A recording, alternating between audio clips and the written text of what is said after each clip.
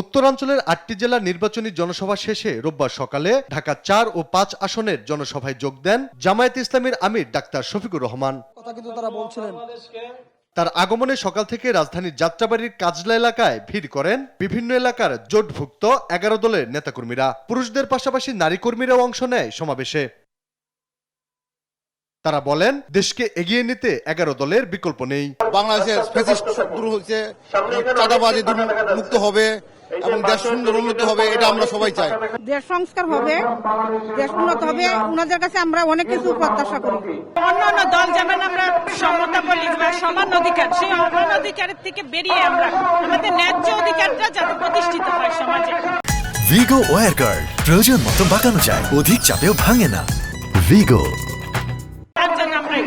জামায়াত আমির বলেন, পুরনো রাজনীতি আর দেশে চলবে না। ক্ষমতায় গেলে সাধারণ মানুষ থেকে রাষ্ট্রপতি সবাই সমান অধিকার পাবে। আমরা পুরানা গাছের বস্তা পচা রাজনীতি বাংলাদেশে দেখতে চাই না। ইতিমধ্যে যুব সমাজ এই ম্যান্ডেট দিয়ে জানিয়ে দিয়েছে, আমরা বাংলাদেশে পরিবর্তন চাই।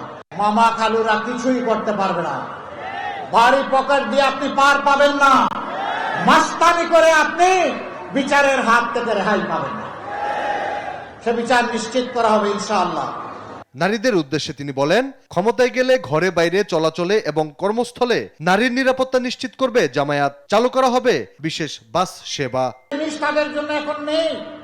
একটি হচ্ছে তাদের নিরাপত্তা, আরেকটি হচ্ছে তাদের সম্মান বা মর্যাদা। আমরা কথা দিচ্ছি, ঘরে চলাচলে এবং কর্মস্থলে তিনটা জায়গায় আপনাদের জন্য আমরা ইনশাআল্লাহ সর্বোচ্চ মর্যাদা আপনাদের হাতে। কোন জালিম।